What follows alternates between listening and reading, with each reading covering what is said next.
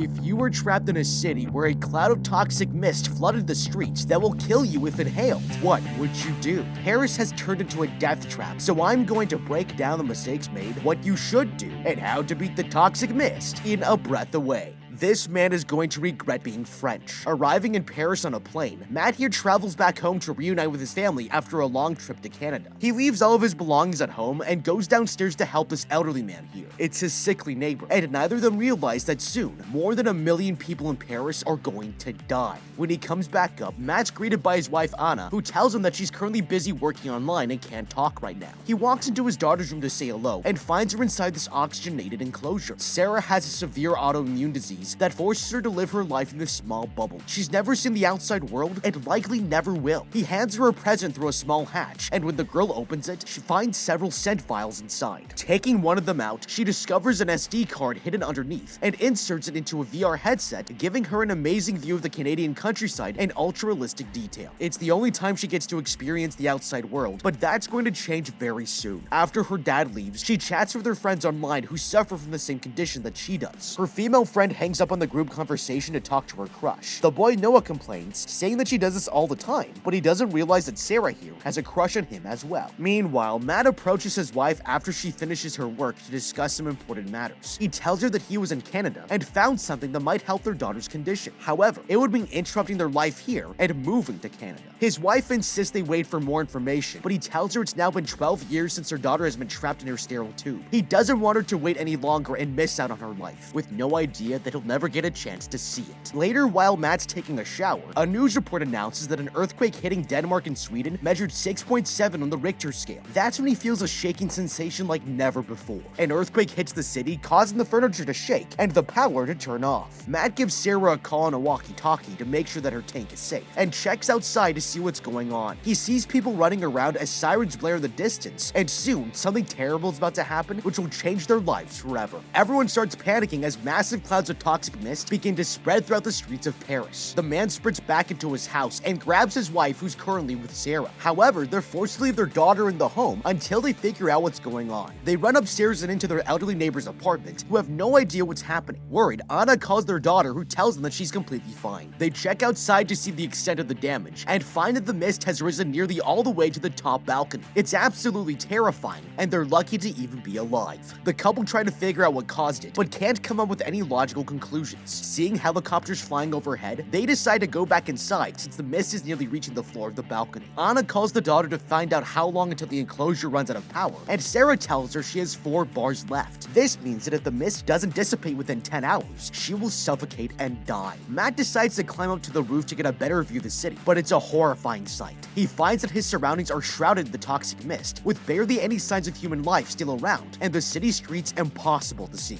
Using his binoculars, he spots a pair of survivors climbing on the roof just like him, and realizes that the situation is looking worse by the second.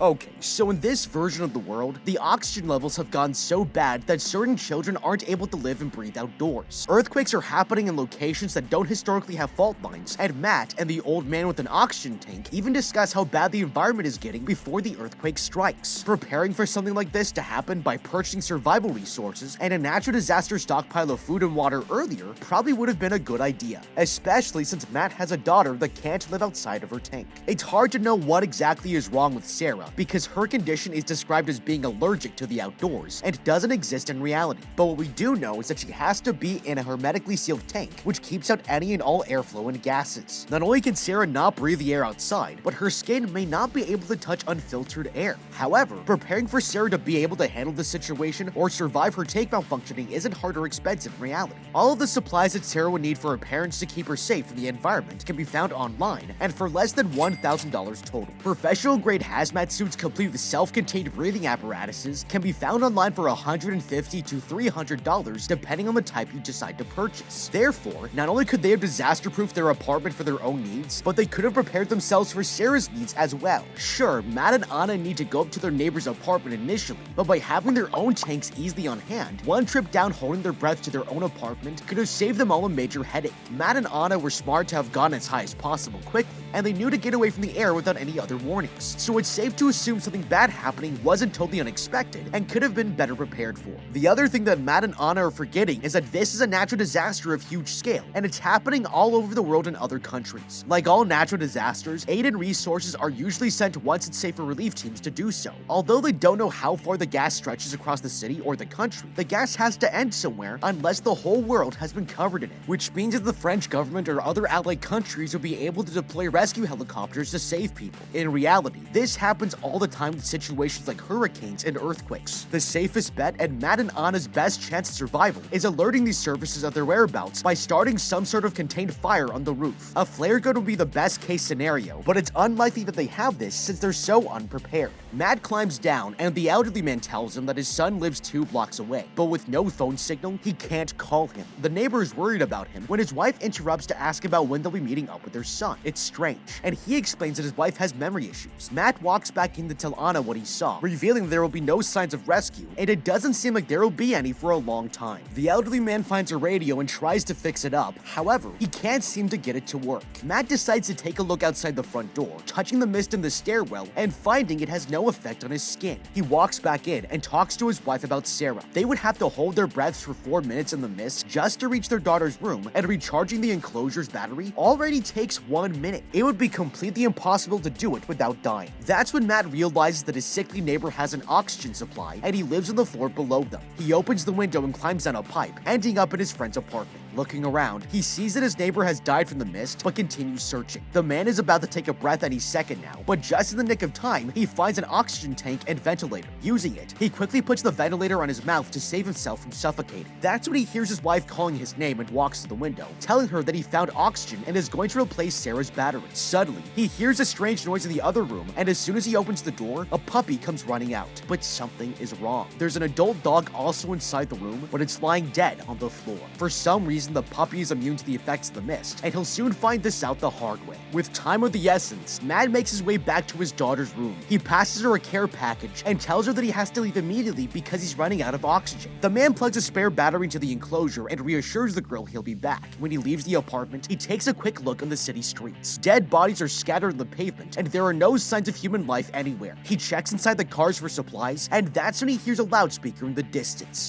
Okay, Matt here is not thinking clearly. It makes absolutely no sense that he thinks rescue won't be coming only a couple minutes after the disaster has struck. If anything, seeing other people on their rooftops waiting to be saved should be even more of an indication that rescue teams will eventually come. Unless everyone in the French government and military, as well as the UN, are dead, Matt is being completely stupid here. Not only that, but when the man is in the room with his daughter where the batteries are, he should have been thinking ahead to move the spare batteries closer to the tank so they could be easily accessible when they need to be changed. He knows that he will eventually have to do this regardless of if he still has an oxygen tank, but instead, he wastes this opportunity to make them easier to access, and he doesn't know that this is a serious mistake he will soon regret later. For context, he makes time to go outside and take in all the dead bodies on disaster, but won't spend more than half a minute to cut back on the time he might need later in order to save his daughter. Sarah still has at least 8 hours on her battery, so it makes sense that he doesn't want to waste the rest of it and change it now, but he's not thinking in terms of their long-term survival goals. The other thing is that now that Matt has the oxygen tank, he has the entire building he can explore to forage for food and other survival objects. Finding anything from backup power resources or weapons in case of invasions could protect him and his family for a much longer period of time. Matt and Anna also live in the neighborhood, so they know exactly where the local grocery and appliance stores are. Since the fog has almost killed everyone on the ground, nobody will be manning the registers, and Matt can easily take whatever his family is going to need. If it were me, although it might not be a long-term solution, Matt should locate his local appliance stores and take air purifiers, vacuum cleaners, and window and door sealant and caulk.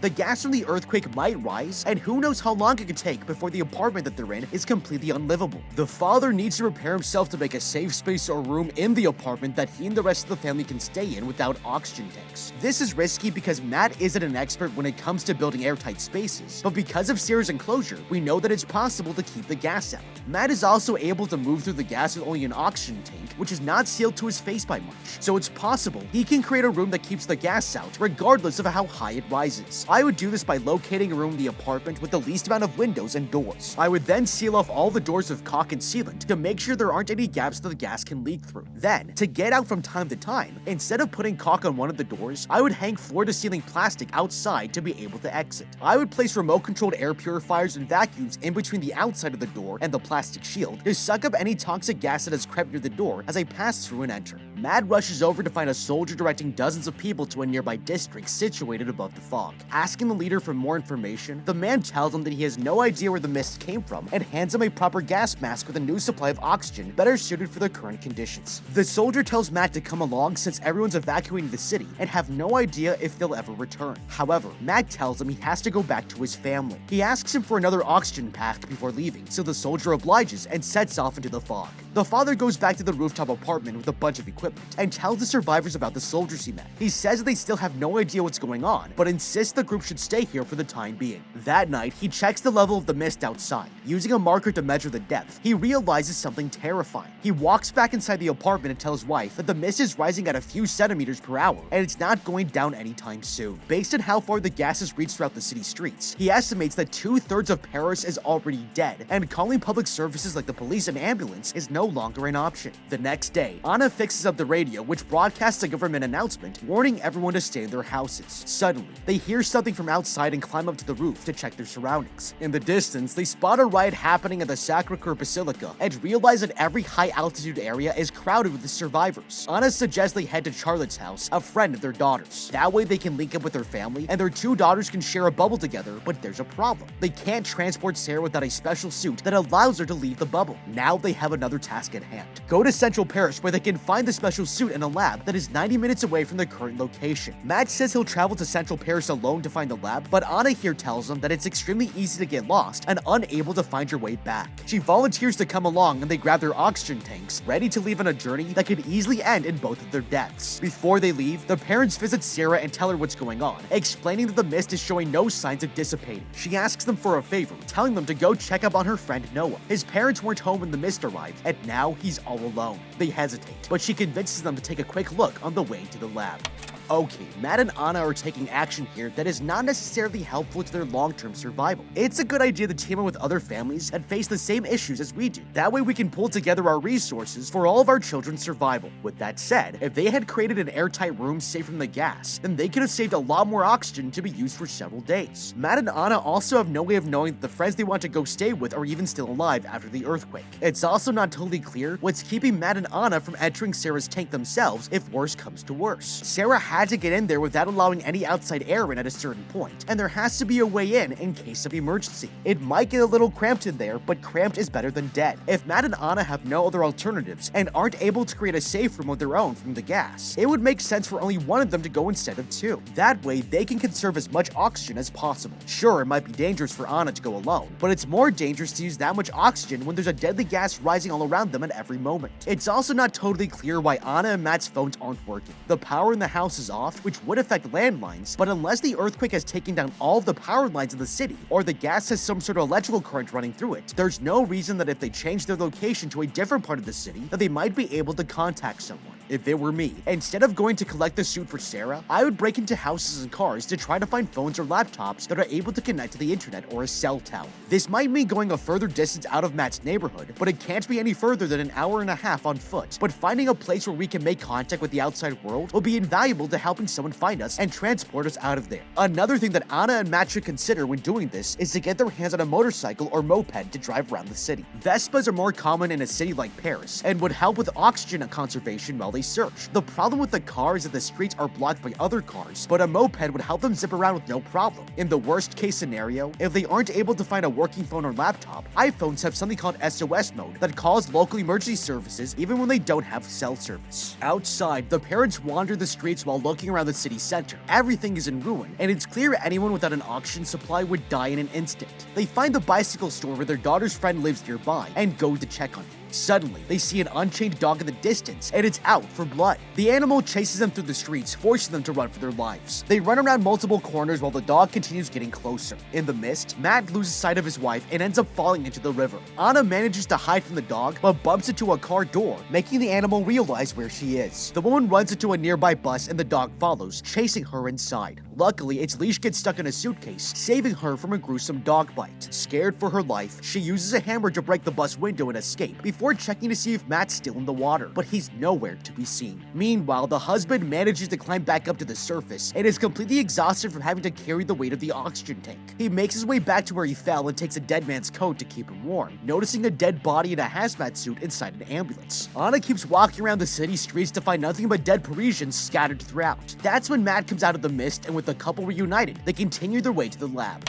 Okay, Anna and Matt decide to run from the dog because it's out for blood, but this is actually a huge mistake. Not only are they wasting precious oxygen by running, but there's no way that they'll be able to outrun the animal. On average, dogs can run at 15 to 20 miles per hour versus the average human that can only run about 9 miles per hour. That means that dogs are typically about 8 to 9 miles per hour faster than humans. Outrunning the dog is never going to work, and they're only wasting their breath in the meantime. However, they're both wearing oxygen tanks connected by wiring that could break at any moment if the dog takes a bite at just the right place and the right time. That would leave them both at the mercy of the gas outside that'll suffocate and kill them within seconds. The two also have no idea if the dog is rabid and has been affected by the gas in any way. A bite in this situation could be fatal, so the two of them need to act fast in order to prevent any damage to their tanks or injury to themselves. If it were me, I would use the hammer to hit the dog in the eyes. When an aggressive dog attacks, it's recommended to try to hit it in its eyes, groin, or ribs to injure it and throw it off of you. Like any creature, animals typically react to pain, and a blow to the head with a hammer could stop it dead in its tracks. Now, nobody wants to harm man's best friend, but this dog doesn't exactly see Matt and Anna as a friend, and they're in an already terrible life or death situation. The other thing they should remember when trying to survive a dog attack is to protect their face, chest, and throat, as well as their thighs. An injury to the thigh could be fatal, and it's best to be bitten in the shin or forearm to minimize the amount of blood loss and overall damage taken. If Anna and Matt are able to calm the aggressive dog down and back away from it, they shouldn't look it in its eyes, and they should turn to their side as they try to step away slowly from it. Looking a dog in the eyes can prompt it to attack again, and ignoring it is the best strategy to get it to leave you alone. Dogs often attack when they feel they need to be on their guard, so by not looking at it, they will provide no threat to the dog. Making it inside, the parents find the scientist dead on the ground and a fire starting in one of the rooms. They walk further in and find the room where the protective suits are stored. Taking one of the cases, the couple walks out of the lab and heads down a hall, but that was their biggest mistake. A fire explodes from one of the doors, knocking them back and setting Matt's clothes on fire. Anna quickly extinguishes the flames, but notices something terribly wrong. The tubing on her husband's oxygen container has broken apart, and now he has no option but to share oxygen with Anna. They make their way to the roof as fast as they can while she shares her air with Matt to keep him alive. They make it to the top of the lab and into a meeting room to get some fresh air, barely surviving almost suffocating to death. Anna checks her husband's wounds to find they've gotten very bad. She goes to look for supplies, while Matt notices that the people who have gathered at Notre Dame have set up an SOS sign. The woman comes back with a first aid kit and patches them up, allowing them to take a short break before continuing on. Suddenly, Matt realizes that her oxygen tank is nearly empty, meaning they won't be able to make the rest of the journey together. He insists she go it alone and come back later to help him. However, the mist is still rising, and it's only a matter of time before it fills this room. He tells her to give the suit to Sarah. That way their daughter can make it to the pharmacy where she'll hopefully find an oxygen tank. From there, they continue their search for Charlotte and wait until something is done about the mist. With no other way to save their daughter, the woman kisses her husband goodbye and heads back to the apartment. Matt walks into the rooftop and takes a look to see that the mist is reaching dangerously high levels. He makes his way across the buildings until he finds a rope and climbs up, pulling himself onto a parking lot, but something's wrong. There's a trail of blood leading to the interior of the garage, and it was left behind by this dead body outside. Making sure nobody's around, he checks inside to find an oxygen tank and a bunch of other supplies. Matt quickly puts on the gear so he can make the journey back, but when he walks out, a police officer arrives telling him to put the tank down. Matt realizes that he's about to be killed like the man outside and comes up with a clever plan. He puts on his gas mask before tackling him down several floors. They land on a car window and the cop drops his gun. The two try wrestling each other off, and the man tries to pick up his weapon, but that was his biggest mistake.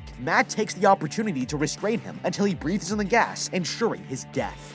Okay, with no other oxygen tank, Matt here is running out of options, and it's a good thing he tells Anna to go on without him. If he was thinking clearly, he would have let her go alone to begin with, but now that he's here and they're down to one tank, it's better that she leaves without him. However, they make another huge mistake at the science lab that could have helped both of them leave together and keep them breathing a longer period of time. Sarah is a child that has a special kind of allergy to the air outside, so the lab has devices that are meant to help people with the disease breathe, and the suit itself will help her breathe and walk around freely without any issues. Instead of just leaving, Anna should have done a very simple and easy thing: get 2 other suits for her and Matt. Anna and Matt are literally in a laboratory full of other devices that are meant to help these children survive their disease. This is the golden opportunity for them to get everything they need in order to breathe freely for weeks, if not months. Even though Matt's oxygen tank is broken, Anna still has enough remaining oxygen to go back down into the lab and collect these suits by herself. If they take the suits out of the cases, they might even be able to carry several more for their elderly neighbors. But instead of taking a second to think what's the best action to take here, Matt and Anna overlook the easiest possible thing they could have done to help them survive. The only thing that may excuse this brutal error in judgment is that the disease is a fairly new one, so the lab may only be focused on younger people. But that doesn't mean the suits don't come in different sizes that they could have fit into.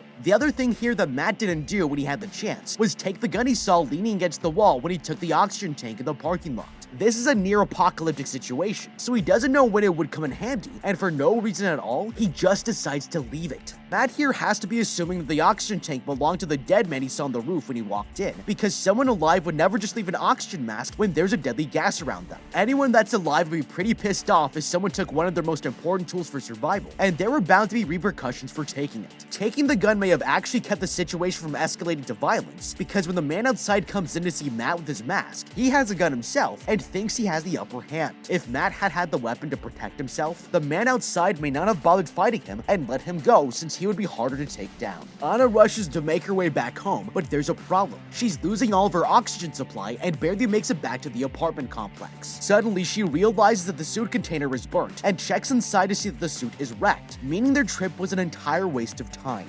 Later on, Anna talks with Sarah about the mist, and the daughter asks her if this was God's doing, but Anna here doesn't think so. She tells her that she's a physicist, meaning that all actions have counter-reactions. This mist was not a result of divine intervention, and there must be a way of logically explaining how this mist disappeared out of nowhere. Suddenly, she realizes that Sarah's battery is at 5%, meaning she has very little time before her enclosure runs out of pure oxygen and she suffocates. To make matters worse, she has no oxygen supply to walk downstairs and replace it. Meanwhile, in the streets, Matt begins to make his way back home, catching a glimpse of another survivor rushing to a different part of the city, and it's clear there's barely anyone left. At the apartment, the survivors discuss whether or not the elderly man could go down to replace the battery. Anna thanks him for offering, but knows that if he goes down, he won't come back up. That's when she gets another call from Sarah, who asks her what it feels like to be in love. The mom is glad to hear it, and asks if she's interested in the boy who she's always talking to. Suddenly, Anna realizes that her battery has reached 2%, and the situation is critical. She tells her that she's going to hang up and be there soon. The woman leaves the apartment, taking a big breath and running downstairs. Inside Sarah's room, the battery turns off and the toxic mist begins seeping into the tank. That's when Anna arrives with no mask, replacing the battery while trying not to breathe in the toxic mist. Matt finds the apartment and rushes inside to Sarah's room, who tells him that Anna is in trouble. Terrified, he goes looking for her, finding his wife lying on the stairwell, and realizes that she's dead.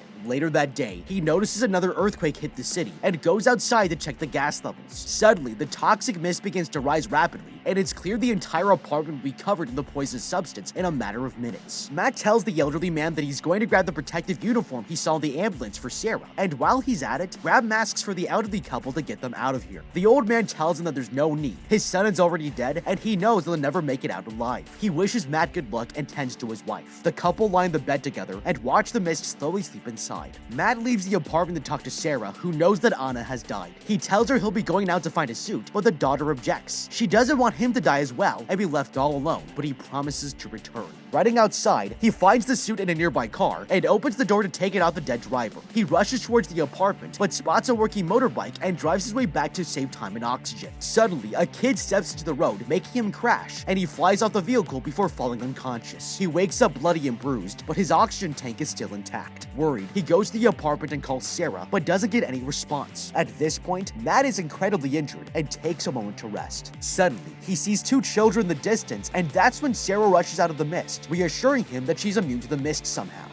Okay, Anna here has an impossible decision to make. She could run down and help her daughter and risk her life, or leave her daughter to die. She only has moments to decide what to do, and the damage on the suit that she's brought back is extensive. It looks like she has no other options, but there's actually something she could have done to have increased her chances of survival. Anna has said before that it takes 4 minutes door to door to change out Sarah's battery, and if she did it, she would be very close to making it. But the average person can only hold their breath for 1 to 2 minutes, so this means that she actually has really good lung capacity. So since she only really needs a minute or 2 max of oxygen, Anna should try to find a way to trap extra oxygen in a glass jar, like a mason jar, in order to breathe it halfway through her trip down to Sarah's tank. This might sound silly, but she only really needs another breath of fresh air to have made it back up to the stairs in time, and trapping air isn't impossible if a jar is sealed tight enough. Think about putting a perfectly sealed glass jar in water. It floats on the top of the water because it has enough oxygen in it so that it's less dense than the water around it. If the jar is sealed tight enough, no water will seep into the jar, leaving the oxygen perfectly uncontaminated. The lids of mason jars are also often made of very thin metal and easy to pierce. Anna could use a metal object to pierce a small hole in the metal and suck out the oxygen that she needs before it's too late. But instead, she wastes her time saying her goodbyes to her daughter and goes down unprepared. After waking up from passing out, Matt is actually in an ideal situation here. He has a mask with a full tank, as well as a suit in case the tank runs out. His daughter no longer needs a suit to survive outdoors either, and Matt has a motorcycle that can drive him out of the city as quickly as possible. If it were me, since Sarah no longer needs her tank to survive and can't leave the mist, I would hop on my bike and head out of the city towards the nearest ocean and leave her with Noah. The ocean acts as a natural air filter and absorbs toxins at nighttime, making the beach the best place for him to go to be able to breathe. The closest beach to Paris is the Surf-Salon de Dieu. Hopefully, before Matt reaches the beach, he'll find the natural stopping place where the mist ends, or a government official to get him out of there. If worst comes to worst though, the ocean isn't a bad place for him to live out his days. Sometime later, he has a dream of his daughter running around the fields, finally free from the confines of her disease. That's when he wakes up in a comfortable looking bed and gets up to call Sarah. He asks her to recharge the battery in his enclosure, unable to leave the outside because of the toxic mist. But what do you think? How would you beat a breath away? Let me know with a comment down below. Thank you so much for watching, leave a like and subscribe, and check out the How to Beat playlist for more videos like this. Until next time, have a damn good day.